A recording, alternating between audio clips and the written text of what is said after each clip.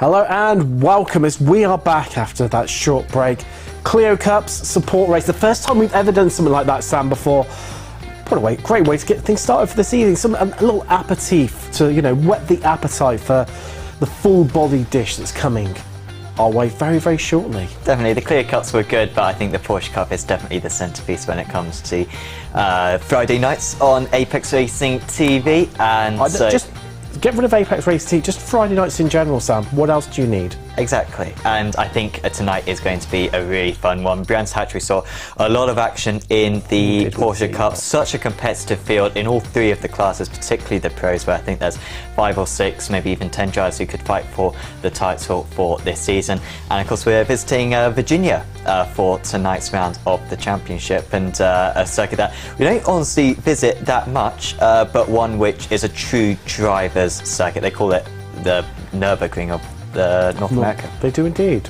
They do indeed. Should we take a little bit of a look into it? Well, actually, let's take a little bit of a look back to remind us of some of the key moments I picked out earlier on today, and also look ahead at the track in West Virginia, of course, Virginia International Raceway. Of course, 1 week ago at Brands Hatch, we saw some great moves like this one up the inside by Higgins. What would I say, classy one, but not quite as interesting as this start. On board with Pascal Costa in the consolation final. Now, really got to have your wits about you. Alex here to go round the outside where the space is, but just need to be careful. Look, you've got a car rejoining just here. What are they going to do? Well, they elect to just tuck in and then move inside, but wits about you. You're on the outside, you know this car's going to be coming around, then all of a sudden there's a flying Collishaw just heading through there because he got caught up. And that's what really helped him just to make up those places in those early stages for all that. But turn one, really, really tricky. You see Marriott going for the move around the outside there and ends up losing a place before we witness in the final this epic door-to-door action between Burke and Madsen. You see there, absolutely bang doors all the way through Duffer's Dip. No one wanting to give an absolute inch. And then it was finally Burke that just got the move done up the inside. That was the power play. Oh, was it? As they came back alongside there. Well, just this so slightly to get the move done.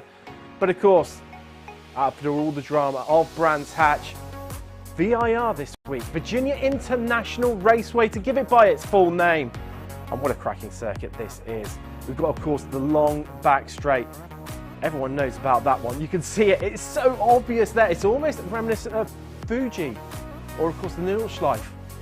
Of course, this track is named the Nordschleife of North America. You can see why it gets that name, albeit it's not as long as the German equivalent.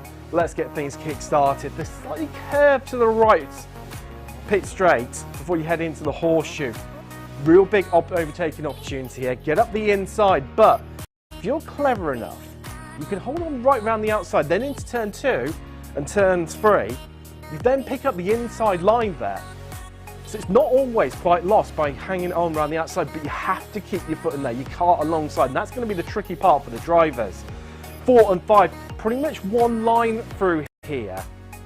It's going to be really challenging. Anyone who decides to go side by side through this little complex here, 5A, 5B, and then 6 and 6A, you're going to end up losing quite a bit of time where it snakes left, right, left. There's really only one line through here.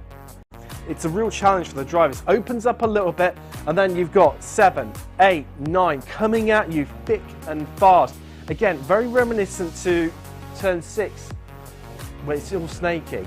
Turn 10, that's a bit more crucial here. Again, only one line. Not really an overtaking opportunity unless you're very, very brave and your car alongside you is compliant.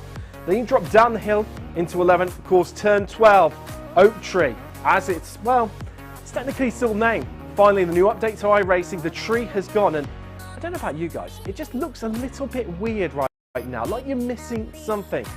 But getting the exit out of there is as crucial as ever, whether the tree is there or not, because it's there now. That big long run all the way down through to 14, and of course, roller coaster corner. And it is like a roller coaster corner. Of course, we saw last week on the Apex Racing Academy F4, big drama here in the final lap in the grand final. 3 F4 cars alongside one another, all got entangled, all ended in a disaster. They all fell off the track and none of them finished on the podium. Then just closing out the lap again, definitely only overtaking opportunities through 16 and 17, but it's all about momentum, because that's where you need to stay up those corners to set yourself up for a run. Back round to turn 1. It's going to be interesting. And I, for one, can't wait for it to begin. Let's see who comes out victorious tonight.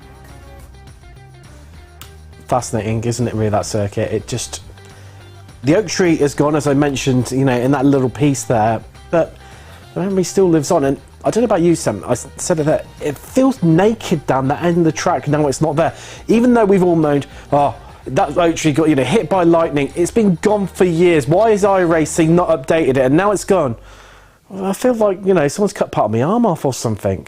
It's in hot competition. It's a tight competition for the best tree in motorsport, up there with the scary tree at Snetterton. I feel like it's the only rival to Oak Tree, if I'm totally honest. But it is a bit of a shame that it's gone now. The trees that were at Knickerbrook at Alton Park, because the story behind it. Before the track was even created. Yes.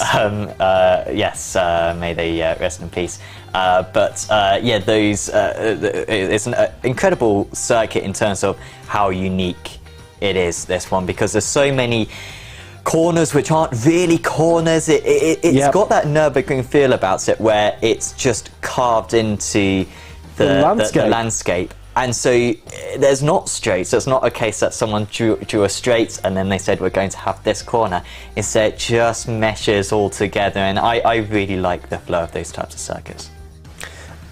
Weirdly, I hated this place at first, but it's grown. I've grown to like exactly it. The same. Yeah, yeah. It's a weird place. You grow to appreciate it. It's challenging. It's super tricky circuit, this, but it's, you know, satisfying. Mid Ohio, that's another one, just like this place. Yeah. Undulating, tricky, but once you get used to it, it's weirdly good. Stranger things have happened. Well, of course. A lot of drama out of last season's, well, it was only last week's race. Should take a little look at the championship standings and see where they are. So at the moment we've got Thomas Cope, of course, leading the way in the Pro Championship, doing extremely well. Of course, two-time GT3 trophy champion is Thomas, and he managed to get a perfect score last time out, winning his heat race and the A final. But it was actually Haldus Utortus who was second place in that A final in the Pro-Am driver, but really stepping himself up a level for this season. We saw him competitive in GT3 trophy. You know, he was fighting for top 10 finishes fairly regularly, Utortus, but I think last week was probably the best performance we've ever seen from the European. Well, definitely. Almost, he came alive almost, didn't he? And fascinating to see how he's going to get on. Really, really one to watch out for. Sort of further down through the field, it was, I mean, anyone's up for grab, really, and it was amazing to see have AM drivers qualify straight into the final. Yeah, straight from the heats, and James Kingscott in the end ending up as the highest point scorer in the amateur category, but very close scores. No one really had a perfect round in that one. In the AMs, of course, with the points scored for the overall position, it's always going to be 1 or 2 points. You're not going to have sort of the steep points where it's like 10 points between positions. In the AMs, it's always going to be 1 point between positions, so it's about that consistent results. But yeah, I was a little bit surprised that we saw 2 AMs get into the B final, apologies, into the A final, and Kingscott made use of that. I think 22nd place overall in the A final, beating a lot of pros, a lot of Pro-Ams as well, and he'll be looking to back that up here tonight. Well, definitely for the AM drivers, if they could somehow just sneak their way in there, whether it be through, you know, great driving or misfortune of others in front of them, it really, really helps their championship aspirations. And for AM, we've seen it time and time again with this format, haven't we, Sam? But whereby AM can flip on its head within a round or two. Drivers who are well down through the order all of a sudden can right at the top where they've had a good result, managed to get into the final, and then had a decent result out of it. Yeah, for sure, yeah, and you just need to finish that A final in order to get yourself a few places up, so there are big points available should you be able to nail that one. Of course, just a reminder of the format, we've got the 2 10-minute heats tonight, and then it's the top 12 get through straight into the A final, and then the top 6 who don't get through from the heat enter into a B final, and then the top 6 from that B final also get into the A final. So 30 drivers, and well, it'll be pretty busy out on circuit for that A final with 30 drivers, because it's not a particularly big circuit this time. Now just seeing some of the images we saw from the support race earlier on, the Clio Cups. I feel we saw from Brands Hatch last week, and I think it's going to be no different. What we're seeing in the background right now, just replace that with Porsche Cup cars. Just scattered everywhere. That's how I think it's going to be like in the first few corners until, as I was saying during the track guide, until it starts sort of opening up. And realistically, I think it's about turn 5. There's only really one line through there, and I think that's eventually where they'll sort themselves out, per se. Yeah. There's a couple of elements of the circuit where you just have to settle in behind and accept that you're not going to be ahead, and wait behind on that front. But going to be a fascinating race, and going to be not too many overtaking opportunities. Qualifying is going to be very important, and I think qualifying is going to get underway fairly soon, Tim. So shall we head across and I think that sounds like a marvellous idea, and buckle up and get ready for what's going to be, absolutely 4 epic races. Don't go anywhere, we're going to head to a quick break, and we will see you shortly on the other side for qualifying.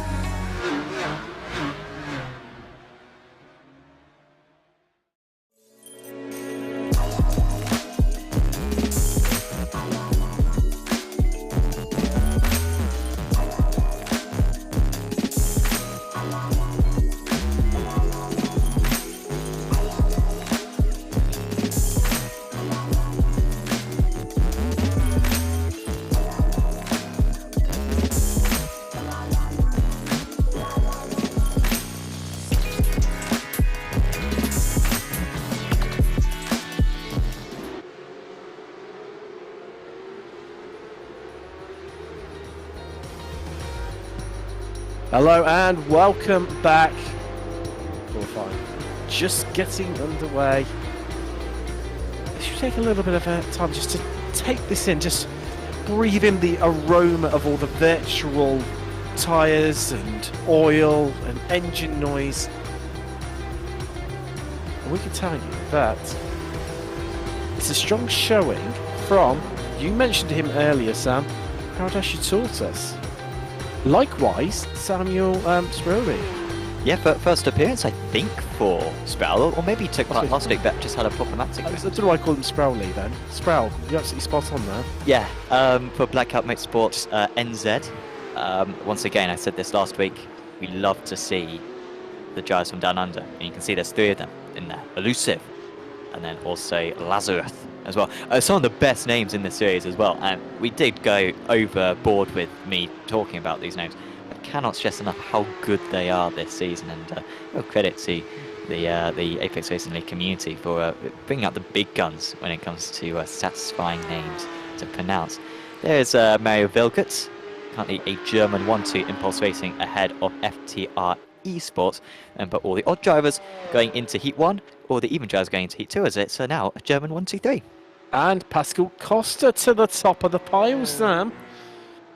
Making it 1-2 for Impulse. However, everyone who's currently on a odd-placed grid position, say first, third, fifth, seventh, etc., they all disappear into Heat 1. Everyone with an even slot, 2, 4, 6, 8, etc., they all go into Heat 2. So it will be a double pole position for Impulse, as things stand at the moment, as Nold of Door Esports heads into 5th. It's moving down Utortus and Sproul to 6th and 7th respectively. Daniel Zanon, he is leading the way of the AM, qualifies 18th overall, which is a pretty, pretty strong position right now. He's out qualified a couple of pros, a couple of pro-ams as well. Got a fair few, about 6 drivers who are yet to set time, so still, chance for things to change around a bit. Yeah, and it's a very long circuit as well as this one, 1 minute 46 on the clock to complete a lap, so you're not going to get a whole lot of laps, especially compared to somewhere like Brands Hatch that we visited last week. And just a reminder as well, we've got some of the drivers on the same circuit as well now. We've got 30 drivers on the same circuit, but then we've also got a lot of the drivers on a different circuit to one another, so it's not completely lit with drivers. We've also got a few drivers serving pit lane starts as well for this round of the championship. A couple of big names as well, so we've got Albert Quattrop, Dominic Roberts, Matthias Burke. Burke was very strong last week. He had an epic battle with Nick Madsen. They're both starting on the pit lane. Olaf Shawchuk, Salvatore Lane, and also Samuel Jordan, all starting on the grid, but serving a qualifying ban for this round of the championship. So you will not see them out in qualifying. That's why a couple of those other guys are absent, as Jog Fingernet just running slightly offline and losing control of his 992. I believe the only driver... Actually, no. All the drivers yet to set times are the ones who've got 7 qualifying bans. It's well spotted there, Sam.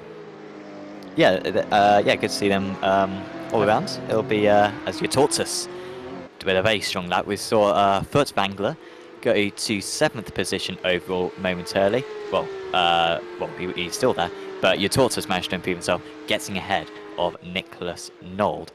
So Utortus up there in 5th position, backing up that very strong performance he had at Brands Hatch. Sam, can this be the time we have a Pro-Am, or do I go as far? I think heats, I think there's a good strong chance of having a Pro-Am in the podium in the heats. But in that grand final, where it all counts, can we have a Pro-Am on the overall podium? Yeah, it's very possible. Roberts, by the way, has been promoted to the pros.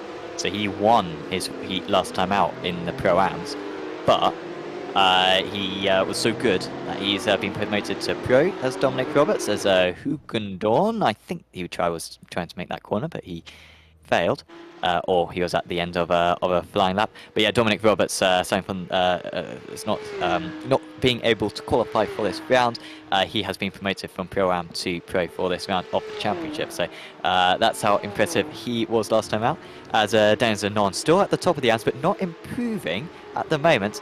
He'll try to improve this time around, and you can just see how tricky this circuit is. It has widened on several parts of the circuit, but it's still treacherous. It is so tricky to keep it within the confines of it still.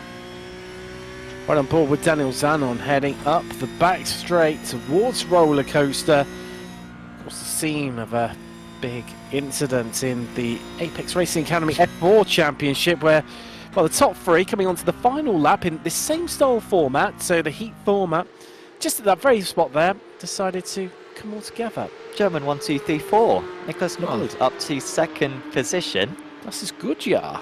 And they're all extremely close to one another on pace as well, so brilliant effort. Higgins now moves up into 6th position for Team Shizou. He'll be pleased with that one. Higgins was very fortunate to get up through the pile-up we saw last week at the start of the A-Fan. I think it was Higgins who was just about able to scamper through it all, unlike several others who got caught up and had to take repairs or just run the rest of the race with damage. But it's good to see the field fairly close, not as close as Brands Hatch, but considering that this is a very tricky circuit, you always tend to see that the field a fair bit more spread out here at Virginia. I could see that, yeah, Alfonso's got the memo. He's got his webcam on. There's a few of our other drivers. Great to see so many of them. I will say, well done to Zhao on that one. However, he is driving for Core Motorsports, which I think is different to a couple of the other Core Motorsports that are already involved in iRacing. There's about 3 of them at the moment in iRacing, and so that is another Core Motorsport, but yeah, there are a fair few of them. On board with Pascal Costa right now.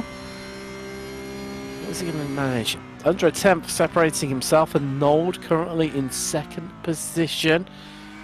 And in fact, less than a 10th and a half covering our top 4. That is how close it is here at VIR. Bouncing across the curbs, just trying to get it hooked up here and hustle it through Roller Coaster, through Hog Pen, down the front straight. What are we going to see from the German? Is it going to be an improvement? Well, no, Velhut goes quicker. Oh, look at that. That's disgusting. 3/10 quicker than second. Wow. What a lap from Pascal Costa. And Koss now moves up into second position as well. So these drivers continuing to find improvements out there as the session goes on. Really, really impressive from them. But Furtlanger unable to there, and of course once the 15 minutes is up, that will be the sign to transition over to the next session. But even so, Sam, I mean, that puts that lap from Costa into perspective. Just how good that was, and at a crucial moment in qualifying, as you say, the clock running out as we are on board with Bats Furtwängler. To just blow away absolutely everyone. It was, as I was just saying before he crossed the line, a 10.5 separated our top 4, and he's just gone, sorry lads, on my beer, watch this, bang, in 3/10 quicker than anyone else. Costa's bridged the gap, but he's still nearest down at 2/10 behind him. I am a little bit hesitant though to call goodness for Pascal Costa, because I think he started from pole position in Heat 1 last time out, and he got wiped out to turn 2. Yes, he so did. Once we get through the first sector, then it's time to start believing. Yeah, it's me to start celebrating, I think, for Costa. But he'll be cautious for these first few laps, as we have the Heat 1 grid right there. Pascal Costa up on pole position, followed by Mario Vilgert. Then it's Maxime Mariotte, Gareth Higgins, Andrea Del Piccolo, top of the pro-ams for this heat. Then it is Samuel Sproul, Alexander Chalet, Corey Lazarus, Danny Hugendorn, Tim Darricott, Kevin Richard, Joel Klinecht, Thorsten Seifert, Alessio Pasquale, Billy Elusive. So I think we've got all the New Zealanders in this heat. Paul Joseph Clist, Samuel Jordan, Matthias Berg, who was serving a pit lane, a quali ban, and Albert Kutchop. So they're all those bottom 3 all having a ban from qualifying there. They are taken to the grid though, aren't they? Correct me if I'm wrong. They are taken to the grid, yeah. It's a change to the rules for this season. Even if you do get a penalty, you get a qualifying ban rather than a pit lane stop. It's a bit more, you know, I find that tends to work a bit better, because there's certain tracks where you don't really have that much of a disadvantage. Interlagos being a prime example. Entering into the middle of the circuit. And then you have Indianapolis, where you lose half a lap. Yeah. So, yes, it's much more fair to do it this way. Definitely great to see. Just waiting on the last few drivers to take to the grid, and well, being late is Maxime Marot and Pascal Costa. So wait for them, and then we will be away racing for our first race, well, not of the evening technically, of course. If you were with us earlier, thank you for joining us for Clio Cup. If you didn't, go back and check that one out. But here come the lights. For the first time from Virginia International Raceway, we get ready to go racing as we are green and we are go. And Clist did not get a good start in the background, nearly checking up and causing a big incident back there. But as they stream their way down to Horseshoe, turn 1 onto the brakes, here we go. The 2 Impulse Racing drivers leading the way. However, Marriott just trying to squeeze his way through. Ricard, he's had a good start. He's up 2 places into 9th. And Berg, Matthias Berg, for that qualified ban. There's a spinner, Sam. There's a spinner. Chalet. Oh, he's into the wall as well. Wow, that's a lot of damage. You'll need to get a faster pair after that one. Seemed to be one of the few casualties, as they're alongside for 4th and 5th. Del Piccolo versus Lazarus. Lazarus also already with a fantastic start, but now he's off the circuit, and that is with Gareth Higgins. So Lazarus must have been held up slightly, and then it was Lazarus who came in from behind and made big contact. And now we've got another one. That is Alessio Pasquale, and I think that's Albert Kotchup who starts it from the back. Wow, drama. I mean, with these short 10-minute races, and these are long laps here from Virginia International Raceways. They come around, the leads come around 11 and 12 through Oak Tree. Okay, it's not there anymore, but the corner name lives on. They head down the back straight. It is advantage Pascal Costa. He's made it through. His teammate, Mario Valgert, right behind him. The 2 Germans are 1-2 with Marriott in third. Di Piccolo 4th, just about keeping in contact with this group, the Mag Performance SRT driver. And then it's everyone following back through, but locking up there was Hugendorn. And he will drop outside those advancing places. The purple, very much demonstrating the drivers who get through and who can turn home to, I mean, it's such a vast circuit this, as you see it in the background. I think that was Gav Higgins having a second off of his opening lap, but Costa and Belgut, they'll be delighted that they're in the same heat as one another. Sure, they would have liked to start the A final on the front row of the grid together, but it really has helped them at the start there. They could protect each other, and Costa now sprinting away. As Tim Darricott has had a setback, he's off at turn 1, and again, we're seeing the drivers take 10, 15 seconds just to rejoin the track, and that's Billy Elusive who's gone with him. Those two, I'm sure they weren't together on track, so I'm not... Whether Elusive, I think he must have had his own... I think he's had his own issue there, Sam. Almost out of sympathy for Darricott. He's at Darricott yet again's got to do it the hard way around after being inside that magical top 10. Well, quarter of race distance, and we're only 1.5 laps in. That is just how long it is around this track compared to where we were last week at Brands Hatch in the UK. Really across the pond, and well, it's near the same distance in lap times. It's Costa leading the way still from Belgut, Marriott and Picolio. They all seem to have got the memo this week, Sam, of just play it safe. But Seifert, the AM driver, currently in a position for automatic qualification. Yes, Seifert driving extremely well. He is up 5 places from his race start. We'll just be trying to hold on to that, but with the setbacks that we've had, we've got quite a lot of field spread. So Paul Joseph Cliss actually also looking like he'll advance at the moment, albeit I think Hugendorn and Darricott and co will catch up by the end of the race. Everyone's still running out of the 19 drivers, but Chalet and Pasquale requiring repairs and having to go back to the pits. But this isn't going to be the most overtaking packed race of the season, particularly in the heat. And I came up with a strange rugby analogy, and I think this is going to be real annoying rugby people. But in my mind, as we have Hugendorn move up into 12th position there past Paul Joseph Cliss, qualifying is a bit like a try, Tim, and then the heat is a bit like conversion? A conversion. Jesus. I thought I was going to annoy rugby fans a lot, but I've just gone to a whole new level there. The heat's like a conversion because then you're basically just, consolidating that effort that you put in the qualifying. Okay. You're not really going to do that much because it's only 10 minutes long. And so most drivers will just be looking to keep in that same position and get through into the A final. As a rugby fan, Sam, I can see where you're going with that analogy. I usually know what a conversion is, by the way. Yeah. When I thought of that in my head a few days ago, I didn't know what a conversion was. I just lost it on the spot. Here comes a move from Jordan, who had to sit out qualifying, remember. Had a great rise through the field so far. Nearly into the back of the Seifert there, and in doing so, Matthias Berg is now all over his rear end. The two ATRS esports drivers really turning up the pressure right now. Unfortunately, Seifert of WS Racing Esports. Out in front, you talked about that consolidation, Sam, and that is exactly what is going on here. Just don't tackle each other one another, just get yourself through. Worry about the final when you're in the final. Yeah, real smart driving. I do bet if they could go for a move, sorry, I don't think they could go for a move even if they wanted to, as Burke has just got past Jordan as well. But yeah, they are not in a rush, are these top 4. All good performance from them so far. Here is Kleinecht in 7th position. He's just going past Seifert there.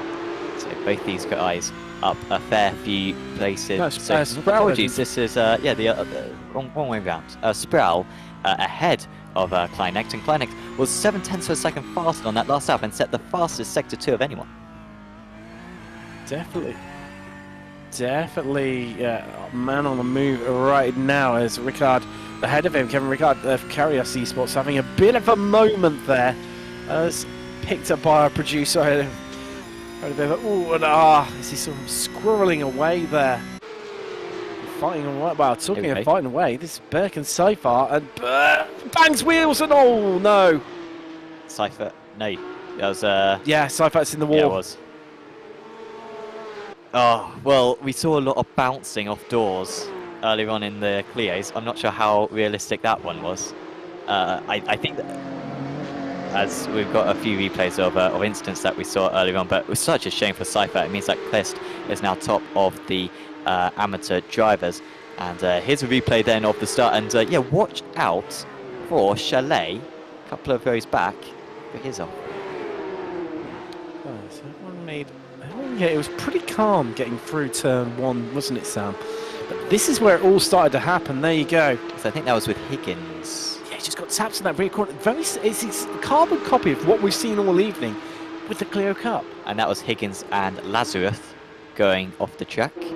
Again, I'm not sure whose fault that was. That was definitely just a lock-up into turn 1. And then here was the ATRS driver battling as well. As on live pictures, that is Kevin Richard having a setback. Kleinecht up ahead now of both Richard and Sprout.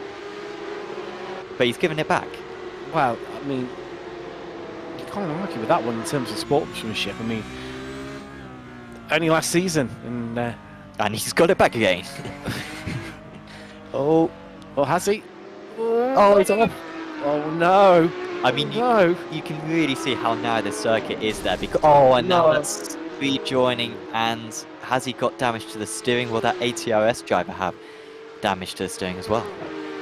No. Kleinecht now all the way back down in 10th. He's still safe to make it through, though, isn't he, Sam? So it's not quite everything lost. No, yeah, not too bad for him. As the top three are a little bit closer to one another. Velgut definitely won't go for him, even Costa. But Marriott might have ideas. It's worth a couple of points and 2 places on the grid for the A-Fan.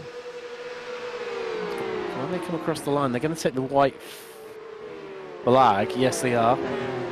So just double check myself there on where we were in terms of the time. Which means we're going to have 1 lap remaining in Heat 1. Will they play it safe? Or will they start attacking one another? Well, surely they're about 2 impulse cars, 1-2 right now. Remaining line of stern, but what Maxime Marriott wants to do. Likewise, this group back here, what are they going to do? I mean, at the moment, they're all through. They've got a good 3-second buffer to Danny Hugendorn. But again, will they want to? Will they want to just play the numbers game, get through? Or are we going to see them start scrapping away as we run down to turn 1?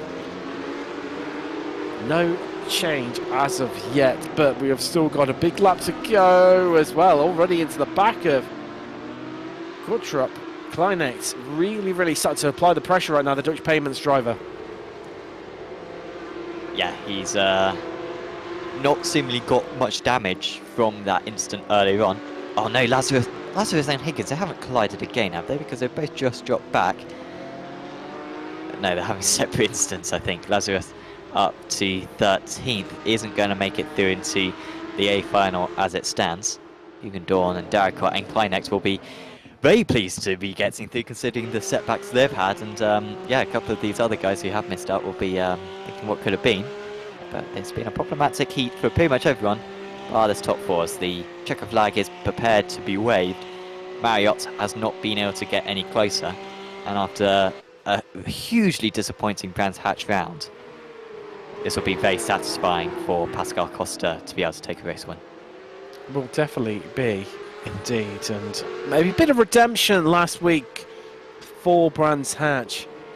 Well, it's been comfortable right from the start himself. Velgut and Marriott, they pulled away and just kept pulling away. Worked together, risk-free. They are through. They are your 1-2-3 with a double 1-2 across the line. Trying to make the formation finish there. The 2 Germans, the 2 Impulse Racing drivers. Of course, they're Velgut. The Picolio, he's through. Ricard, Sprout and Burke going to cross the line. Yep, they've all made it through. Next up is Jordan. And Kleinecht got past Kortrup on the last lap of the race. I think it was at the end of the back straight. So Kortrup, considering that he had damage, I think did well, all things considered. Hugendorn and Darricott both scraped through. Lazarus will be top of the drivers for the B final, but with the likes of Higgins and Chalet and Seifert as well, all in the mix, that will be a very competitive B final. Seifert in the end retiring the car, finishes 2 laps down. However, that pace he displayed, despite him being an AM, and well, no AM straight through to the final out of Heat 1. He's definitely, I tell you what, he's got to be worth a bit of an outsider's bet to make it through to the final. After, you know, still a chance for him to try and qualify and make it through the field. You know, big laps, lots of chances around here. So let's take a look. So this is confirming that Costa, Valgut, Marriott, DiPicolio, Rickard, Sproul, Burke, Jordan, Kleinecht, Kotrup, Hugendorn and Darracott all make it through straight into the final. So drivers taking to grid for Heat 2. Who is going to make it through out of Heat 2? Who is going to make it through, Sam? Who Well, is it's going to another make it through? German 1-2, Costa ahead of Nold, and then you told to stop the pro rounds. Furtwängler, Afonso, Hammer, Pereira, Bukema, Batzig, Zanon, Ricci, Stromeri, Moliord, Sevilla, Pahontu, Madsen with a quality ban, so too Lane, Roberts, and Sorchuk. That's a very competitive back of the field, very competitive heat overall. Here come the lights. Let's get ready to go racing for the second time this evening as the engines build.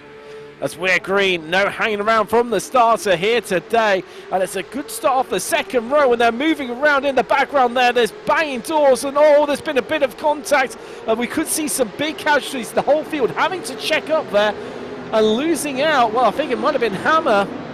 It was Moliord and Furtwängler, the big losers, and Madsen's also been involved in something down to turn 1. It all stemmed from Furtwängler spinning up the tyres off the start, was painfully slow, had some contact on his rear, and that caused all the mess. It all came from Furtwängler there, not getting away from the line.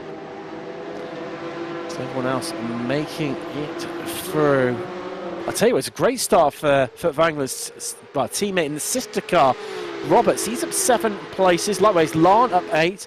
Pahontu, he's up 7. So some big gainers. Sorjuk, he's up 7 as well. So you either lost big or you gained big out of that one, because I'll tell you what, there's a whole heap of them, pretty much from 13th downwards, who lost out due to that incident. Yeah, and a few of them near the back of the field. I think those drivers who had quality bans actually did really well at getting on the brakes when they saw the mess going on ahead of them. They got on the brakes, avoided much damage, and that could have been worse because in the end we only had 2 drivers get really caught up, and then I think Madsen had a separate incident a few moments later. Roberts getting past Sevilla and Lane trying to get past Pahontu, who will have some very quick drivers behind him coming up, but it's wise for Pahontu just to let these guys go for now and try to stay in that top 12. When drivers who he's similar pace with start catching him up, Sevilla getting caught out there, and Stromeri having a separate incident, it looked like.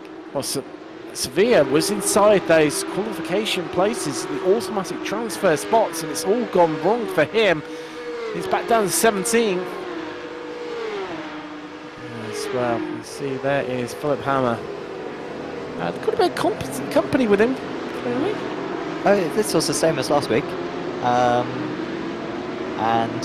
good to see have a spotter always there as Hammer trying to get past Shorchuk. These guys actually have a little bit of a gap now back to Zenon, but we saw how strong Zenon was in practice. Not a strong start for him as Roberts now gets past Pahontu. Expect to see Pahontu lose out to Shorchuk and Hammer as well later on. Here comes Bukema versus Zenon. These guys will be bidding to move up ahead. However, for now, it's just between these two, and it is the Dutchman ahead of the Italian. Ollie and Varzig side by side there. I think Varzig may have gone into the back of Furtwängler off the start. Furtwängler was awful off the start, and I think Varzig, that nose damage could be where he hit the back of him. You're so eagle-eyed, Sam.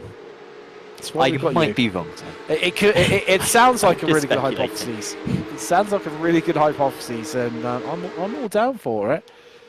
I'm sure we'll find out when we have some replays in a bit, but I tell you what, up in front, Heat 1, he was calm, cool, collected, like a cucumber. But this heat, well, no, not sure it's going to be quite working together as much, and I think it's going to be a fight. I mean, your Tortoise, he's on for a chance here, Sam. winning his heat, which isn't so bad because he's just a Pro-Am driver. You'd never have guessed it. No, and his qualifying in particular last time at Brands Hatch was really impressive. Didn't really back it up necessarily come the races, but there's no doubt that he's really developed his pace a lot. As here's the replay, and to be fair, like he got tagged, that's what it just caused him to snake all over the track. Look, and that's what, yeah, shot him right. And then watch out for what happens to Madsen here. There's a secondary incident. You might see what happens to him here. Oh, he just locks it up by himself. I thought he was going to have contact with someone, but no, Madsen gaining a bunch of places. We'll probably be in the top 10 right now, easy. But yeah, just got caught up. And then that was the send from the 215. That was a long way back. Yeah, the passport, he was that far back. That was Borchuk. And then it was Zanon. I think it was Zanon, wasn't it? Because it was the Freely Rap Squad course. Oh no, sorry, Stromeri, wasn't it? Apologies. Yeah. Zanon. Who just had his own incident and ran into the back of him. As we look back from Howdash, you taught us. That's Nold just behind us. Afonso. He's got his webcam on. He is 2 cars back from us, and Nold is not towing the line here of playing the game and just, you know, play it safe. Get yourself through, guys. Worry about places when you're in the final.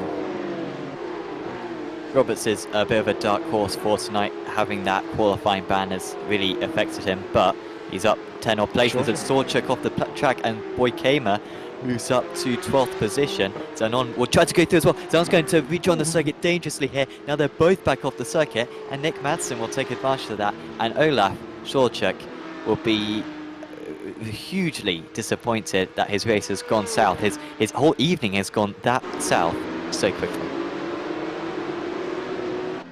You see Philip Hammer under a lot of pressure right now from... He was just making that move. You're correct, Sam. You're correct, but wow, can Pahontu claim it back from him? I mean, he's dropped a few places as the AM driver, one of the winners out of the early cacophony of chaos that was happening from where Furtwängler got tagged from his poor start. And one of the gainers, ironically, was his teammate in the sister car, Don Roberts, who's up 10 places. I mean, having said that, Sam, I mean, Furtwängler's, you know, not done bad to stay, you know, pretty much in the, you know, on the cusp of being, you know, if something else happens in front of him, he's there to pick up some pieces. Yeah, I think the big race now is going to be between Pahontu and Madsen. Madsen will be very close by the end of this race. The Romanian would do really well to get to the end of this one. I think he should just let Boykema go and take it, as we see Tiago driving along there. That's a very interesting cover to his seat, but I imagine trying to make it nice and comfortable for himself, which everyone who's got a racing seat knows how uncomfortable they can be. And when you're older of sim racer, so you say, you know, you get your back hurts a bit, mate. You want this comfort over, you know, form over function. As here comes Nold, very quick. Look at the slipstream he's trying to pick up from the race leader. Utorta sends it in deep, nearly makes contact with Koss, but he gets it stopped brilliantly on the apex of turn 1. There's limited places where you can overtake, and if you have the inside line for that turn 1, it is very tricky to get past, as Boykema does get past Pahontu, and that leaves just Madsen now to catch up to Pahontu. 3.5 seconds for the Danish driver to catch. Up front, it's tight as you like. You taught us. I mean, he's not exactly probing at Koss, but he definitely seems to me, Sam, like he's aggressively, you know, passive-aggressively moving around in the mirrors of Koss, just enough to just maybe distract him, make him miss a braking point or a turning point. Will not quite get the power down right as we head through Oak Tree. I mean, Torta's clearly someone who really enjoys this track and is at one with this track, because it's really translating to what you're seeing in terms of his overall position, second. But I mean, it does seem like this whole front part of the field is sort of concertinaing up. You know, they're starting to close up a little bit, and he's closing stages with 1 minute 20 left on the clock. Is he going to send it here? He is going to send it, you taught us, but he can't quite get his car alongside. Kos was aware of how close the Lithuanian was to his rear. He left slightly some space on the inside for his rival, but was able to take a fairly normal apex in the end, and then it's through that final section of corners that Nold seems to be really strong. Yotortas will use the slipstream from the race leader in order to stay in touch and defend from the third place man. So no changes still, but Yotortas is up for this one, and if he can just get within about 0.2 of a second coming out of Oak Tree, I think he's got a very good chance of making the move coming into roller coaster. White flag is in the air. 1 lap left to go here in Heat 2 from Virginia International Raceway. Round 2 of the Apex Racing League Porsche Cup. I mean, surely Yotortas, he's not... I mean, if it was me, and I'm pretty sure if it was you, Sam, play this safely. Is he going to? Is he going to toe the line? I always told the drivers play it safely, but I hope he goes for it. If the opportunity's there, he'll go for it. It's just so easy to snatch a break at the end of that back straight. It's possibly the easiest corner to lock up on, I think, in the world of motorsport. And so it could go very badly for him. How close is he this time? 0.28. I think he needed to be half a tenth closer to have a real good chance, and now we see the race leader trying to break the draft. In fact, it's Nold who's the one very close to Yotortas. Is he even going to push Yotortas? It looks like they're that close. Pulls out, dips back in again, and Afonso is gaining, but it's going to be too late. And now they just need to make it through roller coaster, make it through hog pen. And these three. So these four, a second and a half pretty much was covering them as they rounded Oak Tree before the back straight. As they come round, Costa's going to take it. Yotortas runs wide, and he could end up losing second here. And the run to the line, who's going to get second? Nold, I think, is going to get it. He's going to pip him, Sam. Oh, he will be infuriated by that one, as Madsen has got past Pahontu at the end of the back straight. Madsen has made a crucial move. No, Pahontu's made a mistake. He's run wide. Was it a mistake? Was it contact? Pahontu, we will have no amateur drivers go straight through from their heats, and Madsen makes a last lap move in order to secure his place in the A final. Wow. Wow. That was a bit more dramatic, wasn't it? Chopping and changing, left, right, centre. Where did Madsen make up that time, Sam? Where did he make it up? Was it... Okay, we can confirm there was some contact between the two of them, but whether or not it was Madsen's fault will be left up to the stewards. So, not too sure that here are your classified results for Heat 2. Kost, Nold, Yotortas, Afonso, Pereira, Riki, Lane, Roberts, Vartzighammer, Akima and Madsen are the drivers who all make it through straight to the final. Everyone else, well, they're hopping straight in because there's no messing around. There's no hanging around here whatsoever. Here is the B final, the consolation final. Lazarus starts on pole alongside Pahontu. Kliss and Zanon make up the second row with Elusive and Stromeri on the third row of the grid.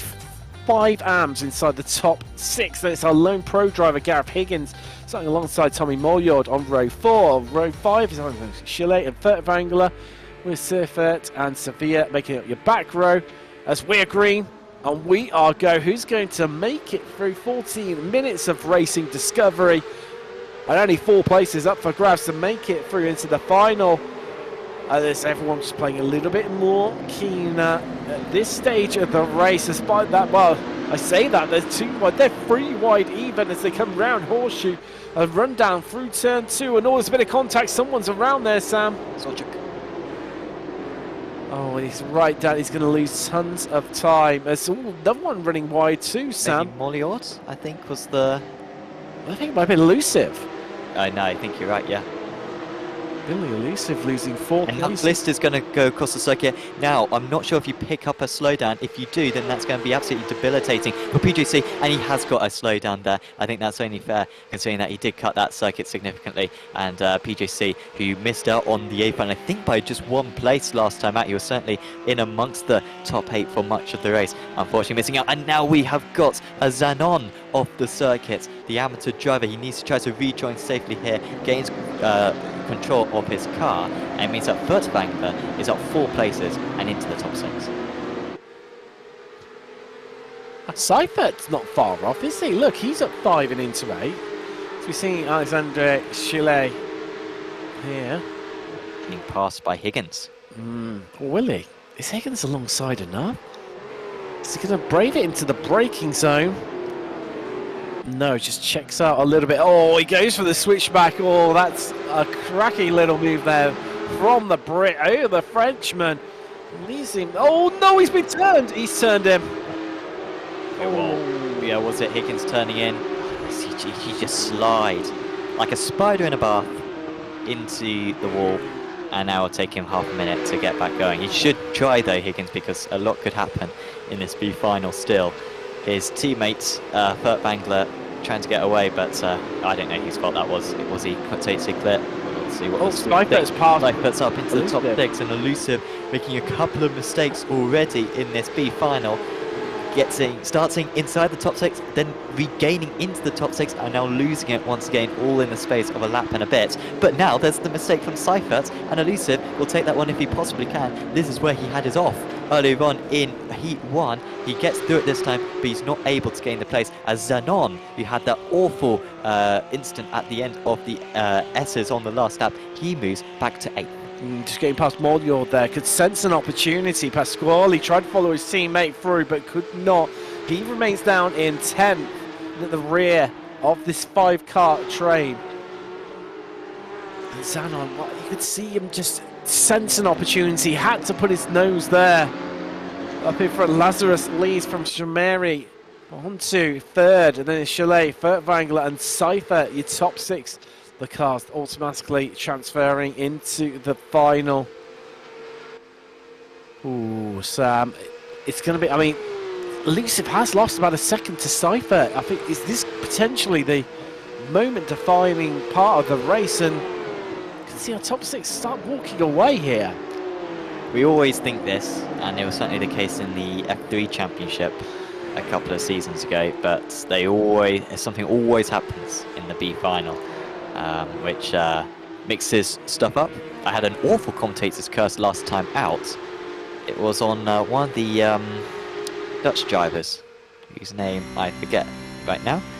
But I said he was comfortably in the top 6, and then about 2 seconds later, he made a mistake. So I think that top 6 will not stay the same to the end of this race, as Billy Elusive locking the brake heading into turn 1, and he could be a little bit of a barrier right now for these drivers, as the 46 taking advantage. Tommy Molliard getting underneath Daniel Zanon. Now Zanon was able to get past Molliard on that last lap, so I think he is the faster driver, but Molliard is now the one ahead, and Pasquale will try to be getting past soon, as I think Furtwängler just got past Chalet, so Furtwängler now up to 4th.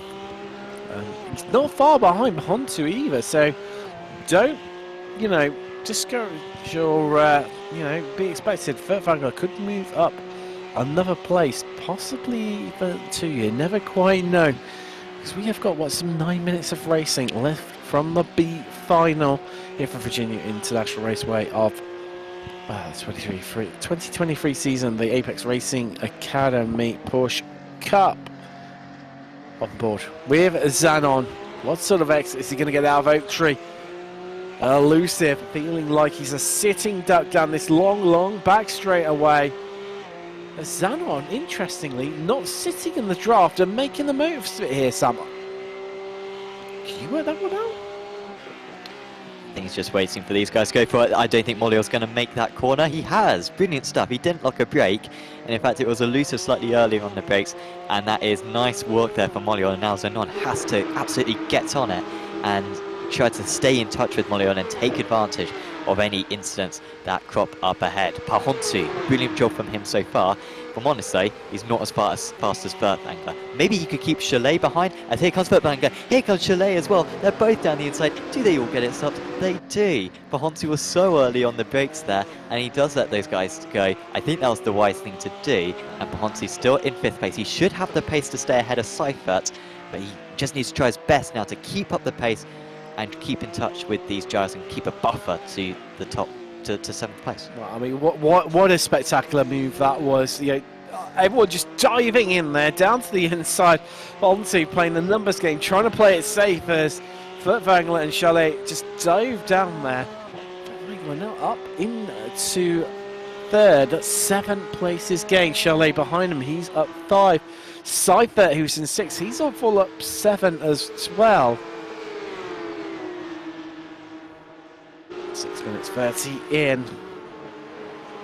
And right now, Molyod and Elusive and Zanon are just dropping further behind Seifert. It is not helping their situation to get into one of those transfer spots.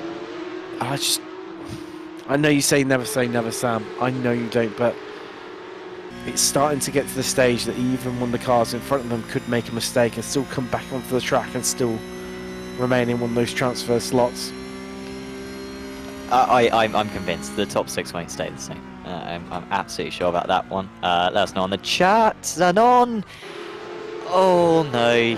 Well, we always say let the stewards decide, but Billy Elusive I think will be very frustrated with that one.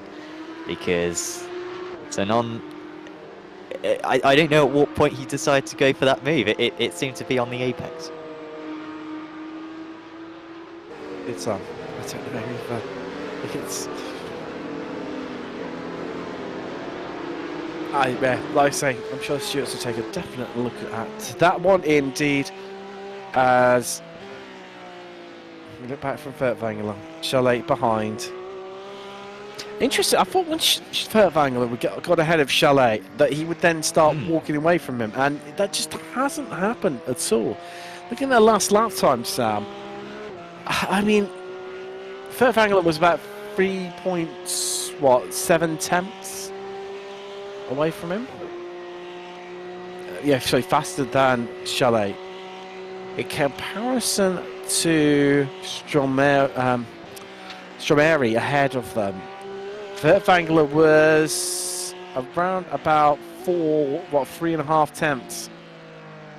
Yeah, these two might catch up to the top 2 by the end of this race. It will be fairly close a bit, not too much to fight for. If you finish in the top 6, you don't get any points, but it does decide your starting position for the next race. And of course, those top 6 highlighted by the purple, you can see on the timing tower as we see Seifert now really falling into the clutches of Molyod. I think Seifert's made a little bit of a mistake on this lap, but Pahontu dropping back as well, and Molyod could well get into one of those advancing places.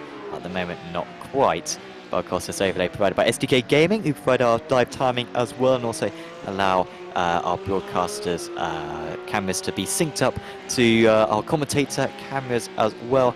It's some absolutely fantastic kit, and of course, if you are racing in the Sebring 12 hours, it's absolutely essential to use for a fuel calculator to help you out whilst you are racing as a live HUD that you can see up on your screen. So do check out sdk-game.co.uk in order to get a subscription for yourself.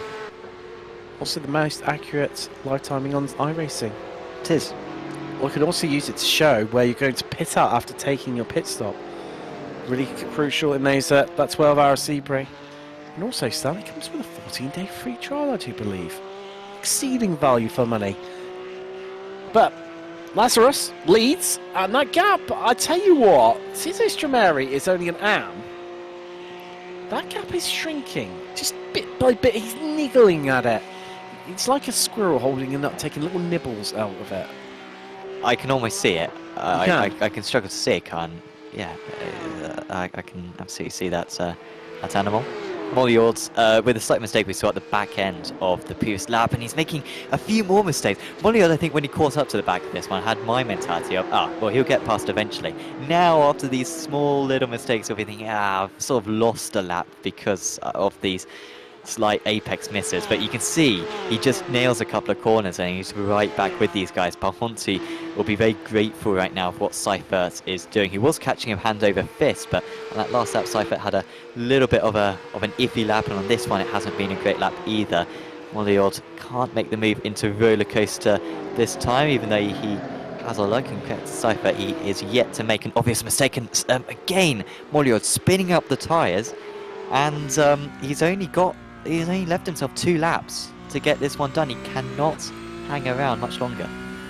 Yeah, I'm just looking at it myself. Yeah, they're going to have 2 more laps of this one, and then it will be the white flag lap. But 1 lap left to go from the B final. As they stand, Lazarus, Stromeri, Furtwängler has been passed by Chalet. Off camera. One wide. I don't think he has, Sam. I only said to you, about a lap and a half ago, it surprised me how Furtwängler had not got away from Chalet. And, well, just shows they bounced across the curb there. But, I mean, realistically, in terms of where they're going to start in the final, it's not going to make much. It's not worth it, guys. It's not worth it. It's not worth it. They decided it wasn't worth it. That was not. I mean, you don't pass through there. You do not pass through there. Not in these cars. We've seen it in like Formula 4 before, and it still doesn't work. And so in these cars, you've got absolutely no chance. So very aggressive there from those drivers. By the way, Gareth Higgins has been setting purple sectors left, right and centre. Here comes Moliord. And can he get underneath? There's contact between the two of them. Moliord does get underneath. Where is Pasquale in all this? Pasquale's got a fantastic run. Here he comes on the back straight. He's going to do it, Sam. He's going to do it. All that overspeed coming out of Oak Tree. This is going to facilitate the move. But I tell you what, Moliord is fighting back. He didn't want to give it up easily. He dips back into the slipstream. He dips back out again. He's going to have a look up the inside and has to back out of it. No, he's just got his nose alongside. But it's not enough as Pasquale has got it covered off into roller coaster. Still, Pahontu not too far ahead, but I think he should just about be safe. Should Pahontu, as Moliord, who has been making so many mistakes, has been changed for the lead. Stromeri has got past Lazarus, and he's wide as Stromeri. Can he get back on circuit? He's got 13 seconds to play with, but it takes ever so long. This is the longest 13 seconds he's probably ever experienced in his motorsport career as he tries to rejoin. Pahontu's passed. Pasquale, is he going to get past as well?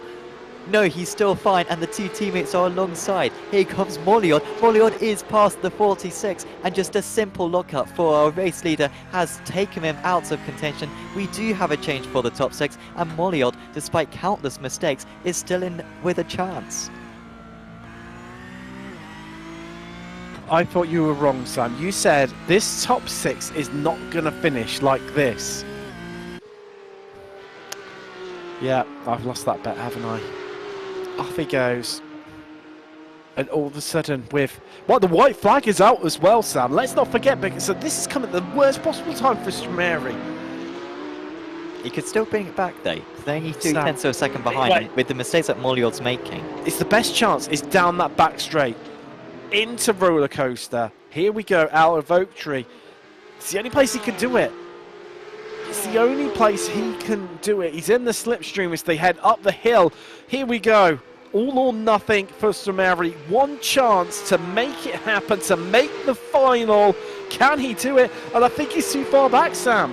Yeah, ironically, it's his teammate who's helping out Moliord right now by giving him a slipstream, but out in the lead, Corey Lazarus is going to take a race win for New Zealand. Great drive from Lazarus, not a foot wrong. Chalet is going to come home in second.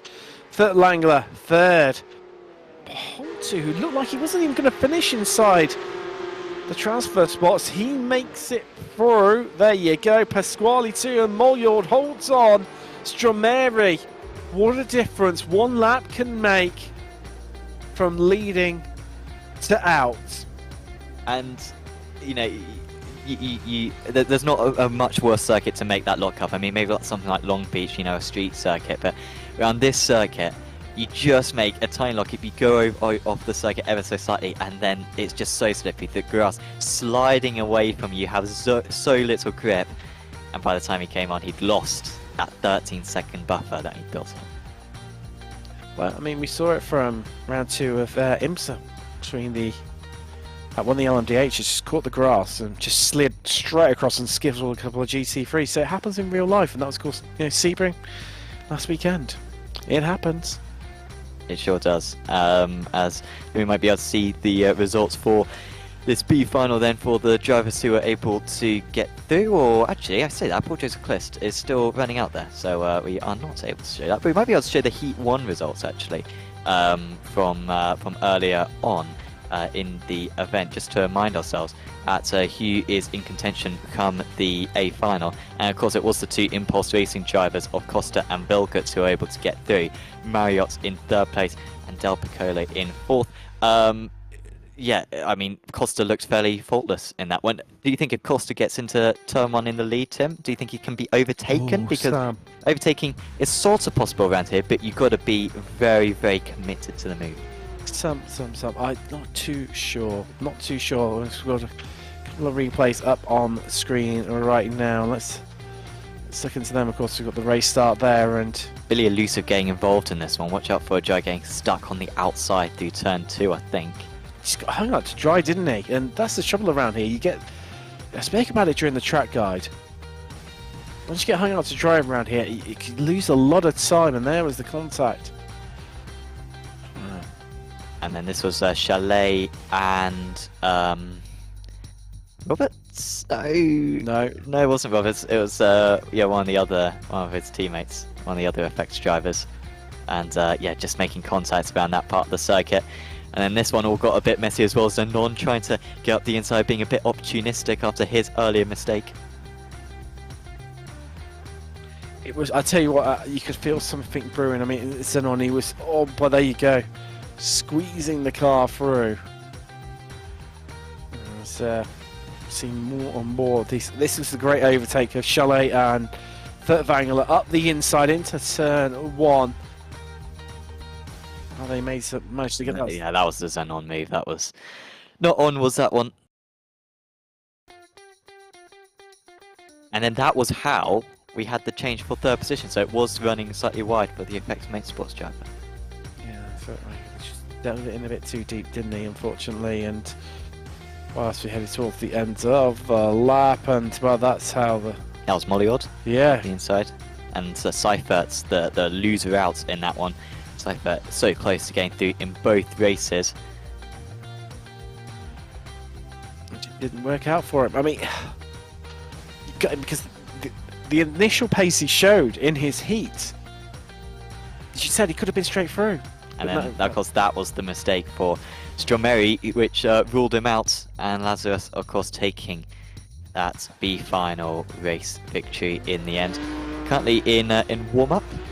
And we'll get those results of the B final with the top 6 progressing. Lazarus, a very mature drive from him. Chalet, Furtvangler, Hontu, Pasquale, and Molliord. The drivers who did not make through. End of their day, Stromeri, Zanon, Higgins. Higgins was the driver who had that setback earlier on. Obviously, I've looked at that a couple of times. I honestly don't know whose fault it was. Seifert, Elusive, who was very unlucky. Sevilla, and Sojuk won. So in the end, all AMs bar 1 pro and 1 pro. Well, the warm session just ongoing right now. We are about 10 seconds from that coming to an end before we head into the final. And of course, another thanks to Virtual Racing School, another one of our sponsors. You may have seen recently Virtual Racing School releasing their new wheel VIM. And we both had a go at it at the Apex Racing Sim Centre, and yeah, they are absolutely fantastic. So really do recommend giving them a go. Of course, try them out at the Apex Racing Sim Centre, apexracingsim.com to rent out a rig so you can try the equipment. But also do check out the Virtual Racing School website as well in order to order yourself some along, of course, with their fantastic wheelbases and pedals, as well as we've got the grid then for the A final. Costa on pole alongside Kos, Vilkert and Nold. It's a German 1, 2, 3, 4. Marriott starts in 5th, then top of the pro-ams, you taught us. Del Piccolo starts in 7th, then Afonso, Richard, Pereira, Sproul, Ricci, who's been very under the radar. as the Swiss driver. Burke, who had a qualifying ban, starts in 13th. There's Lahn. Jordan, who had a ban. Roberts, who had a ban. Kleinecht in 17th. There's Vatsik. Kotchup. Hammer, Hugendorn, Boykema, Darikotz, Madsen in 24th place, who just about squeaked through, and then the drivers who got through on the B final, Lazarus, Chalet, Vertvangler, Pahontu, Pasquale, and Moliod, rounding out this packed 30-car field. Hopefully Madsen's going to take the start. He just about has. He's the last driver on the grid. There we go. All sorted. Everyone on the grid. Let's get ready to go racing for the final time this evening from Virginia International Raceway. Round 2 of the Porsche Cup Championship is go. As it's not the best start from Costa, and instantly Velgert and Koss all over the back of him here. So we head down to turn 1. They're getting a bit feisty in the midfield, but runs it in deep, and he's onto the grass, Velgert, and it's all gone wrong, trying to protect his teammate. I honestly think maybe Costa thought that he was going to get a hit from Marriott and told his teammate to go wide, and then Velgert did, because it didn't seem like he broke particularly late. That might just be, I might be guessing right there, but it has cost him very badly for the impulse racing driver. Meanwhile, well, there's someone else off, Sam. Salvatore Lane. And I think Rishi might have even come off track as well, and everything that's been happening here. This is close. It's fighting in the midfield. 2 wide, 3 wide at Virginia International Raceway. No, don't do that. Don't do that. No. There you go. There you go. That is what happens when you attempt 3 wide through there. Someone slapped a wall. Nice fighting. I think he went hard into the other tyre barrier. If you go straight on that corner, Hugendorn as well being involved, but I mean 2 wide doesn't work. They were going 3 wide, just must not been aware of those other drivers. But you can see pulling away right now is Pascal Costa. Then we've got a bit of a gap between Sproul and Pereira right there, 1.4 seconds gaining, and then we've got another huge pack pretty much forming everyone down to 25th place. Nick Madsen's on a cracker. He's up 8 places already to begin with. He's up into 16th. Likewise, fast starts from Vertvangler. He's up 7. Moliord up 7 as well. Likewise is Quattrup. He's up 7 too. And so Pascal Costa now second ahead of the rest of the field. Pereira, the one driver who's remained in the same position that he started, so plenty of stuff going on around him. But yeah, Quattrup up 7. Look at the wide line there for Roberts, and Roberts would have been one who was going to be charging through, one of the fastest drivers out on circuit, had a quali ban, that's why he's so far down in the first place, and he might even be overtaken by Boykema there a bit. I think Boykema might even realise that most likely he'll get past later on anyway. And also the other effect, sim racing driver of Vertvangler going off the circuit in the background. He was battling side by side with Lazarus, but must have run wide, and that is why he's dropped down. Roberts staying ahead of Boykema and all that, but he has lost about 5 places due to that mistake. Mistakes are plenty here in the opening lap of the A final of the Apex Racing Academy Porsche Cup. We're on Apex Racing TV. Look back from Koss. That is Nord behind us. I tell you what, there's so many close battles in these early stages. Burke all over the back of Pereira here. As we head up through the complex to 7, 8 and 9. Flinging left into South Bend for the short run down to 11 and 12. And the Deutsche Payments car has a look up the inside, and they could get this done here, Sam. Yes, they have. Kleinecht through. Jordan follows him through, although him and Kotchup now side by side, so they head down the back straight. Yeah, Kotchup was, I'm not sure if there was a tap there, but he got a very good exit. And now they're going to try to go 3 wide. That's Nick Madsen going on the inside, but he's going to turn into the outside for the next corner. They do end up into single file. Madsen will absolutely send this one. Does he lock up a break, or is he able to make the corner? He is able to make the corner. That was super aggressive driving. But in the end, I think it was about fair, but it was very low percentage for sure. The Danish driver now up 11 places. Well, Sam, I just thought, here we go. It's carbon copy of what we've just witnessed only a lap ago. Hats off to you, Nick Madsen. How did you get that car stopped? How? That is the magic of Porsche Cup here. From Virginia International Raceway, so that's Matthias Burke just getting past Thiago Pereira there. It's for 10th place overall right now, and Dominic Roberts trying to recover back through the field. He's down into 11th, down 1 place from where he started, and Nick Madsen now he's up 11 places incidentally. 11 places. I'll tell you, Valguts as well. He's recovering well, Sam. It's just on board with Roberts as he tries to clear a path and size. He's a slash and a hacking all the way through the field. That's another one dispatched off. That's Hammer. He's passed. But that's up in the 16th. Next one, Samuel Jordan of ARS Esports. I tell you what, Pereira's just got past Madsen as well, just ahead of these guys. Yeah. So yeah, no, I think Madsen got past Kleinecht in all of that one. Sorry, I think was up into 12th position. Pereira now 1.4 seconds up the road as these front guys keeping it on the circuit fairly well right now. Not too many mistakes on lap 2 and lap 3 now. All staying fairly similar. Costa actually losing a little bit of gap, but Nold is looking very close on Kos. Nold, really quick driver, the highest iRacing driver I think in the entire field. But he's going to do well. Probably turn 1, maybe his best chance. But Chalet demonstrating how you can overtake into the roller coaster, and the driver who advanced through the B final, doing his best to get past Tim Daracot, but he's unable to do it at the moment. Daracot holding on, of course that's 2 Pro-Ams, but only over 7th in class. I mean, we haven't mentioned it so far, Sam. Utorta still flying in 3rd overall is the Pro-Am. That is going to be a great result if he can hold on to that one, a Lithuanian. As well, seeing what's happening behind him here. Kos under a bit of pressure right now from Nold. 2 Germans scrapping away. FTR versus Door. And as well, I mean, although it might be 4th overall, it's actually 3rd in class that they're battling over. Samuel Jordan, he's getting held up by Quattrop right now. He knows that Dominic Roberts is going to be chasing him down hard, as we saw him scratch Philip Hammer as Lazarus and Mordiord. Oh, hopefully they don't come together, but wow, that was a squeeze. That was a squeeze, but Mordiord makes it through in that number 46. Many of these drivers, of course, racing in the official series earlier on in this week, which is what this series is based on for the calendar. They're going side by side up ahead. There they were.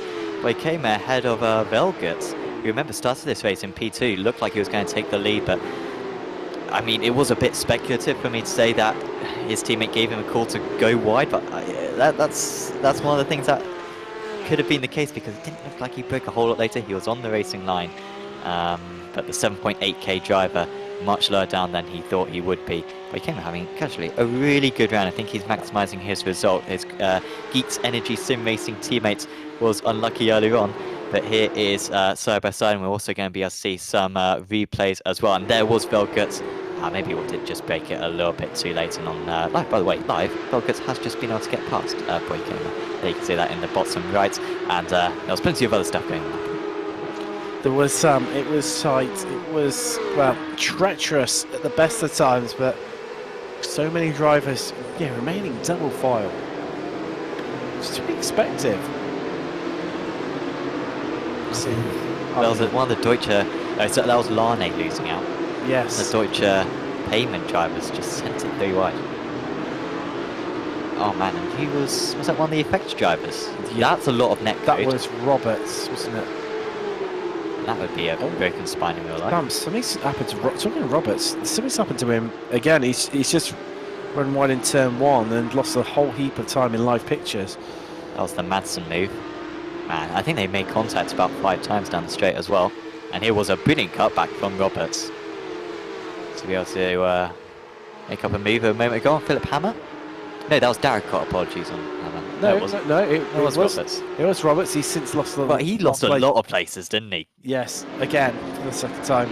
It's not been Roberts' evening, shall we say.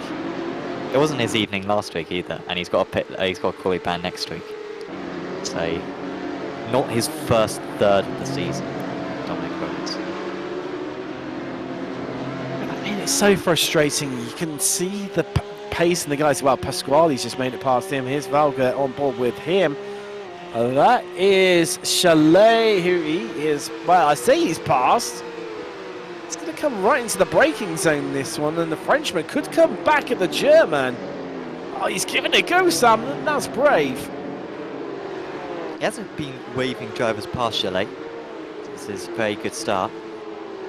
But he knew when he was being next off the circuit. There he is. Oh. And then you have one of these offs, and then it's so tricky to get back on. I wonder if it was Kleinex who made it 3 wide and made contact with Yes. earlier on. The only Dutch payment driver we've got. So. Oh, is he? Okay. No, well, yeah, it must have been him then. I was thinking that maybe Lane was too far ahead, but no, that's good deciphering there. And yeah, so he made that aggressive move on that one, and yeah, now having an off on this lap. Oh, contact! No. Hammer off. Well. I'm sure he'll be calling whoever took him off at all. Yeah, Sam. You're really trying to hammer home these puns. He's now locked in a three-way German battle. Fitwagen, Hammer and Varzig all together. Just trying, you know, just.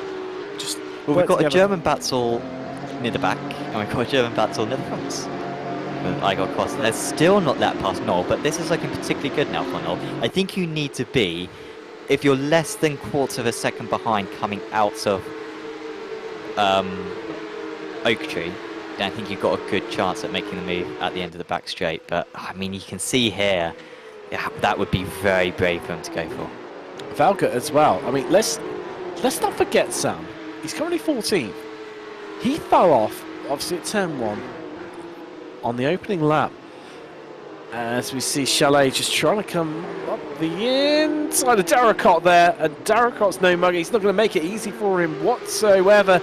It just shoulders him out wide through the roller coaster. Says no, there's no entry onto this ride. You're going to have to remain where you are. And yeah, just going back to that point on Velga, who's just ahead of him. You see him just in the foreground there right now. Just fell to the back of the field. Yeah, he was last besides the drivers who had crashes, so he may as well have started last in this race. Yeah, has really picked his way through the order very impressively. So really only got one more to go, Quattrop, as here is Salvatore Lane, who was unlucky to be wiped out at left hook earlier on, which is the corner after this one. But he's trying to get past Tommy Molliard, and that's a really nice move there from the North Sim Racing driver. He hasn't got it done yet, and of course this is the corner that he had contact earlier on. He's leaving a very wide berth, has the inside for the right-hander. Now they're still alongside Molliard, just as we saw in the B final, struggling to get the power down. There's contact now between these two, and that's Madsen making another daring overtake. Thiago Pereira doesn't seem to care whatsoever, but that was ever so close to being a disastrous crash. Sam, when I'm driving, I wish I had the cool, calm, collectedness of Thiago Pereira, because I'm not fazed whatsoever by any of that. Me, it would have been, you know, arms in the air, chastising, whatnot. Just seeing Darracott ahead there. The teammate Max Vertwangler, which is his direct teammate, not from the sister 911 team, has come off the track. He's been involved in an incident to not affect day to day whatsoever. Quattrop, let's see here, still. Yeah, just being overtaken by Velgut. So Velgut's pretty much got as far up as he can. He's got now 4 seconds, but yeah, he'll need to rely on some stuff going on ahead of him in order to make up some more moves. Okay, here we go then. Surely this is going to be the time for Nold. And Kos, I'm honestly surprised that he's put up so little fight there. Nold will easily go down the inside, and well, considering that Kos has held on that position for so long, I'm a half. I think Kos is backing himself here, and he's saying, do you know what?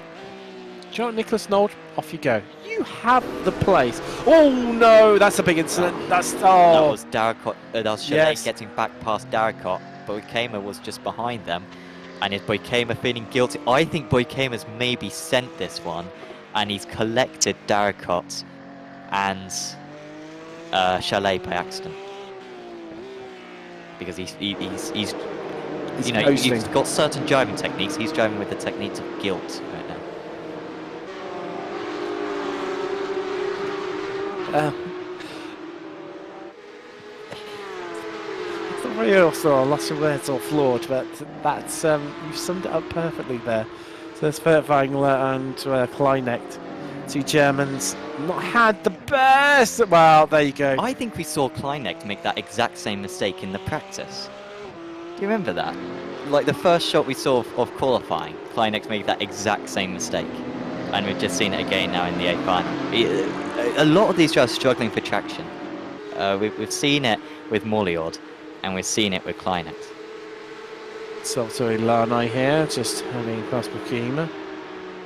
Down the back straight, across the crest of the hill. Can he make the move stick though? Yes, he can. He's already ahead before he even reached the braking zone. Moyord unable to follow through Lane. That's done and dusted, and well, slipping through the order right now. It's Bakima. Up in front though. Piccolo just chasing down Alfonso, but well, you mentioned, Sam, about Kleinex not having the best of times, and well. Oh, did he rejoin safely? Oh, wow. Was that Madsen, I think, just getting underneath him? Yeah, it's so lucky there. I mean, nothing he could do. You can see his brakes were fully locked up, Sam. That was contact we saw earlier on. Falling on right around the outside. This would have been Roberts, I believe. Yes, I think. Or maybe No. Darricott. No, it's Fert Wangler because it's got the German flag on the side. That's how I know. And we've also got an offer Darricott on live pictures as well. As this was the move for Madsen. Oh! Proper shove there. In credit to iRacing because the cars actually reacted fairly realistically there. They didn't bounce off. But this is The elimination. different states right there. Of course it's good. Of course it's going to. Now. So there's Boykamer just sending it down the inside. He thought that there was an opening. To be fair, I'm not sure if Boykamer was necessarily at fault there because it looked like the line was opening on the inside, and then it was the driver who was getting the cutback who made contact. The driver who was getting the cutback was Lazarus, I think. The other driver involved was Chalet. In fact, it was Darricott, wasn't it, I think? A lot of drivers. A lot of teammates as well. And your Tortoise now under pressure from Nold, who's finally been set free, of course, from behind Kos. Your Tortoise does defend, unlike Kos, and Nold has to stay in fourth. Your Tortoise, he can sense, Sam. But white flags. Yep. Oh, hold on. This is going to be Yeah, next lap. Where are they, Sam? You think? Yeah. I'm not 100% sure on that one, but either way, Nord is not hanging around whatsoever. He is attacking like a madman the rear end of your Tortoise. Looking left, looking right. It's like a boxer, isn't he? He ducks one way, dives the other, just looking for the killer blow to displace your Tortoise from that third place. So we head into the braking zones now through 10, then into 11 and 12. What has Noel got? Is he close enough to mount an attack? Come roller coaster. And Sam, I think this is the final lap. You're right, actually. I think you are right. See it side by side again. ATRS, and that time it doesn't end well. And somehow, Molliord gets through it. But Jordan and Boykamer having a disappointing end to their evening. Your Tortoise still having to go defensive, but you can't go defensive into roller coaster because the outside turns into the inside. And I think Nold is going to have this one unless your Tortoise can muscle his way around the outside. He has the inside for the next corner, and here comes Kos looking to regain that position that he lost a couple of laps ago. He isn't able to get past, as here comes Costa for the race win. Your Tortoise, I think he's done it, Sam. I think he's just about done enough against Nold and Kos to hold on to that third place.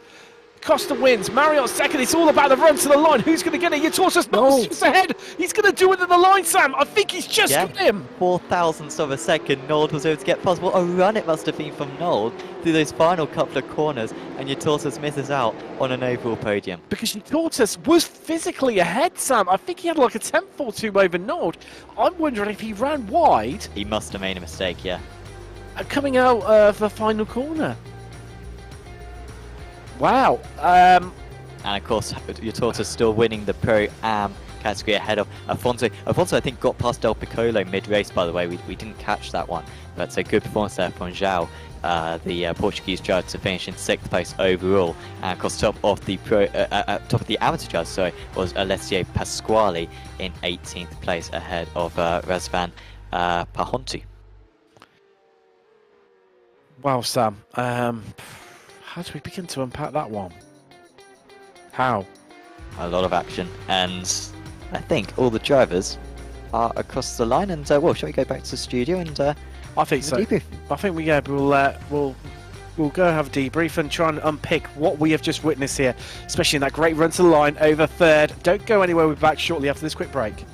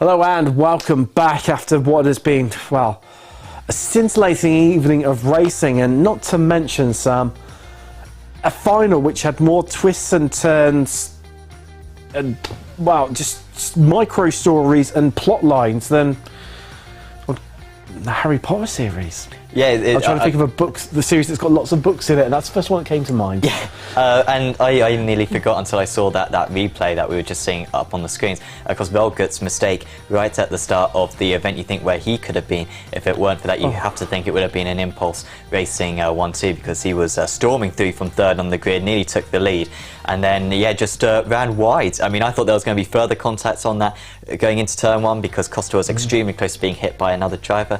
They managed to avoid that contact, but Velgut, with a good comeback, I think he was up into the top 14 by the end of that race, and yeah, just action throughout, and some fantastic results for a lot of drivers. He had poor heats, who I think will be coming away from this round with just a top 15 finish, but will be happy with that because of the moves that they were able to pull off. You're not wrong there, Sam, and but then equally as well, some drivers really not having their day at the races, really struggled out there, and it seemed to be that coming away from Virginia International Raceway round 2, it was boom or bust and nothing in between. Yeah, that certainly seemed to be the case for a few of the drivers. I think it's such a tricky circuit that unless you put in lap after lap after lap, it's very tricky to get that consistency. And I think we saw that for a couple of drivers, and of course we did see a fair few incidents as well. Some very aggressive driving, sometimes the aggressive driving pulling off. I think Nick Madsen pulled off 2 extremely low percentage moves, which did pull off. Other drivers weren't so lucky. Oh, definitely. And, well, we should have a bit of a chat to some of our drivers. Yes, let's go for it. I don't believe we've got Dal Piccolo on the line. Can you hear us? There. Oh, no, I believe we can hear you. Right. Well, I mean... Well, you get the opportunity to say Del Piccolo once again, which is one of the nicest names to say in the entire series, so it's only positives. There we go. I can hear, yes, Del Piccolo. Well, I say congratulations. Do you think it's well, not necessarily a victory, but a good result for you here today? Yeah, I feel good, and honestly, I trained a lot for this race. And this is the first week in my life that I racing at Virginia. Wow. 1 week ago, honestly, I didn't even knew if the first turn was right or left. So I didn't expected this. Wow. Considering you didn't even own the track or even know what it even looked like 1 week ago, I think that's a really good result to come home in 7th. Talk to us about the final. You were in the midfield. Just tell us what it was like from the driver's perspective, because for us in the commentary booth, it seemed like it was tight and really competitive, and at times you had to be a little bit over aggressive just to look after yourself. Yeah, and honestly, I think that all drivers are really clean, but and it's really competitive. A lot of drivers with the same race pace, and also with different iRating. You can see that people with the train you can get faster and maybe fight with people with iRating a lot better than you. But yeah, this track is really difficult to race in while you are in the middle of a fight. I did some mistakes and I went also off track. But yeah, it's a nice track. Definitely, it's both one myself and Sam enjoy racing on. Before we let you go, anyone you want to give a shout out to at all? Sorry? Anyone you want to give thanks to at all, Andrea? Honestly, I want to thank Nick Madsen. He is my teammate. We train together. He shares setups with me. We train. We do a lot of practice. He was unlucky today. But he's a great driver. Definitely. Well, congratulations. That's Andrea De Piccolo, who came home in 7th here today from Virginia. Yeah, and for the next time, my surname is spelled Del Piccolo. Del Piccolo, there you go. Yeah, but I like your way to read it. Okay, no worries. We will remember that one. Right, take care. Still really satisfying to say. So, but either way, yeah, you know, it's still still up there, still top tier name. Yeah. Still really good, and a fantastic performance from him tonight. One of the more consistent drivers in that midfield. We didn't see a whole lot of Andrea out there tonight because he got through his heat safely, and then he sort of just stayed where he was in the A final. But was just a smooth drive from him, very few mistakes. And do you know what? It seems to be a lot of the drivers who had decent results were the ones who just played it safe and didn't make mistakes. I know it's so easy to say, and it's the age-old adage, but it was so true here today. Those that fell out of position or made a mistake then had to get, like where Del Piccolo, saying it right there now, was saying, you know, you had to, you know, fight your way a bit to get back up to where you were, and you know, with all those different ratings, and at times it was a really competitive field, and you know, you're having to fight with people who are different ratings and such like to yourself, so it's a real challenge, and we saw that numerous times. Yeah, it sure was, and of course it's going to be a slightly different challenge for the drivers next time out because we head to Monza for round 3 of the championship. But not only is it Monza, which is a very different circuit to what we visited for the first 2 rounds, but we're also changing the format up. It's going to be an hour-long race, very much like what we saw in the GT3 Trophy, pit stop involved for the drivers, and so we're going to see, I think, honestly, for those front guys, it's not going to be a whole lot different because they're going to be fighting the same drivers as what they were before in these A finals, but it's just going to be over a much longer race, as in fact we are going to be able to have a chat with our pro Victor tonight. Harold Askew Torts joins us in the commentary. I always say this, commentary box because I've got so used to it. Over the years, but it's like he's not here, he's not next to me, he's not next to you, he's not above us in the ceiling, he's the few thousand miles away in Lithuania. Anyway, Harold, can you hear us all right? Yeah, I'm sitting here comfortably in my rig, and yeah, I can hear you great. Excellent stuff. Congratulations out there. That seemed to be a really successful round for yourself.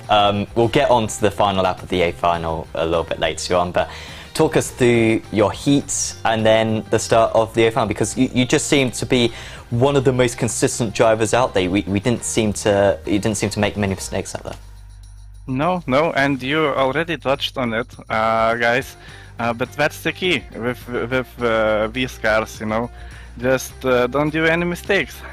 It's very difficult to overtake. So if you don't even need to be that fast, like there were a lot of slightly faster guys ahead of me. That you don't need to be that fast do not get overtaken, right? Although it's possible, as we've seen and as we will talk about, but yeah, just stay clean, consistent, and that's the key. That's the key. Don't do any mistakes. Grass is killer here, so don't step on that. So true, so true. I'm sure you saw the end of the B final yourself, actually, where we had a race leader lose 15 seconds due to a simple lockup. So yeah, absolutely true that. And in the end of the A final, you're being caught by Nicholas Knowles.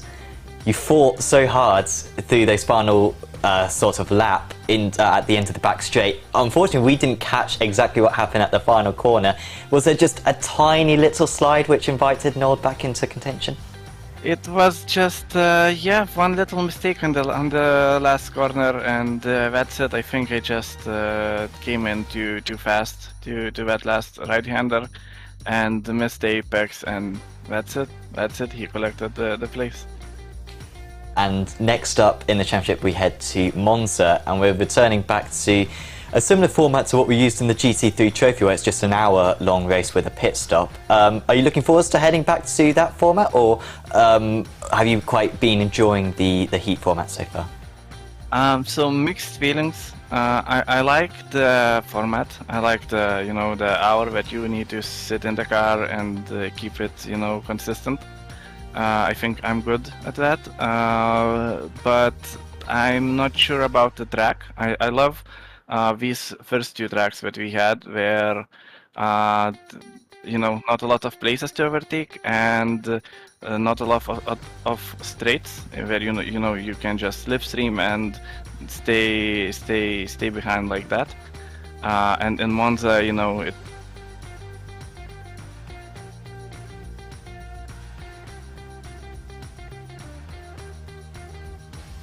Incidents.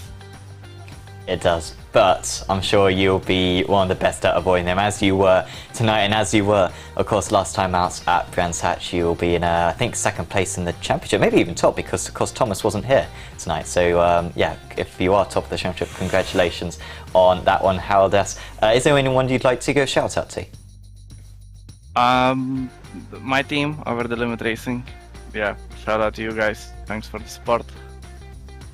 Awesome. Well, thanks for having a chat with us once again, Howard S, and best of luck for round 3 of the series.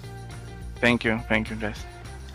Howard S, you taught us there, your Pro-Am victor, and like I said, I think you might be championship leader now because, of course, the absent Thomas Cope from this round, who had a significant lead in the title. Is it too early? I don't know what to say. I'm getting Mitchell Drysdale vibes here. Yeah, well, I mean, being very consistent has Howard S so far this season, hasn't he? And of course, came very close to that heat victory. But honestly, in that A final, he didn't have the same pace. I mean, he was overtaken fair and square by Nold right at the end. But yeah, he's just the man who's not making mistakes. He's avoiding incidents. Obviously, a little bit of that is luck, but it also takes a bit of skill as well. I mean, he's saying just need to stay on the track and that's it. With greatest respect to Howard S, he's doing himself a massive disservice there, because he was right up there in qualifying, and qualifying is all about pace. Yes, yeah, but and so yeah, he's nailed his qualifiers, and looking like it's going to be a very good championship put together by himself at the moment. But there's still competitive Pro-Am drivers. I think in that A final, we saw the likes of Del Piccolo, keeping up with your Tortoise, and a couple of others as well. So hopefully we'll see that Pro-Am tight, of course the Pros tight, and the AMs as well. I have no idea which way that is going to go. So it's going to be fascinating when we head to Monza next week. And well, the final to forget for effect. I think they occupied something like 3 of the bottom 4 positions, all through various instances. Some their fault, some they're not. I mean, one to write off for them, and definitely come back fighting in a week's time. Yeah, they had some tight fights there. Certainly, Furtwängler in that B final had excellent pace, and then looked strong at the start of the A final. But yeah, big disappointment, particularly for Roberts, and because he's got a pit lane start or a qualifying ban. We'll get that the right way around by the end of the season. Start next at Monza, which is a dreadful round to have a pit lane start as well, because of course it's an hour-long race. I guess you have more time to bring it back, but at the same time you don't get that reset that you get at the end of the heat. So that'll be a tough one for him, but it'll be entertaining because he's, as he proved at Brands Hatch, he's one of the fastest drivers in the series. Well, yeah, definitely, and I think that's part of the crying shame for him, because you can see all that raw talent and pace, and just for for reasons not of his own, and then like Howdas was saying, when we were speaking earlier, you fall out of position, and then you have to. It's so competitive. You have to take risks that you wouldn't, and for overtakes that you wouldn't normally take, or you think, oh, I'll save it for a corner. But you can see, God, I'm losing time to the car, 2-3 cars in front of me. I need to get this move done ASAP, and you end up coming off the track, and then all of a sudden, you're last. Yeah, exactly. Yeah, so going to be really competitive the rest of the championship, and certainly that next round. Of course, do check out plenty of other streams on Apex Racing TV coming up over the next few days, especially including the Prototypes Championship next Thursday. That'll be from Spa, and then of course we've got Clio Cup and Porsche Cup next week as well. Clio Cup from I think it's Brands Hatch next week, yes. And then of course Porsche Cup from Monza, and of course next week as well. No F4 tomorrow because of a 12-hour event that's going on, but we'll be having F4 next week as well. So I'm still open at apexracingleague.com for all of that. Yeah, another very fun evening racing time. Oh, definitely, and well, pleasure to have you. It's been a long one, but well worth it. Kick things off with Clio Cups, and well, we presided with Porsche Cups. What can we say? Drama, excitement, every step of the way. Thank you everyone at home for joining us. From myself, Tim Cox, and Sam Fitzpatrick. We'll see you in a week's time here at Apex Racing TV. Take care.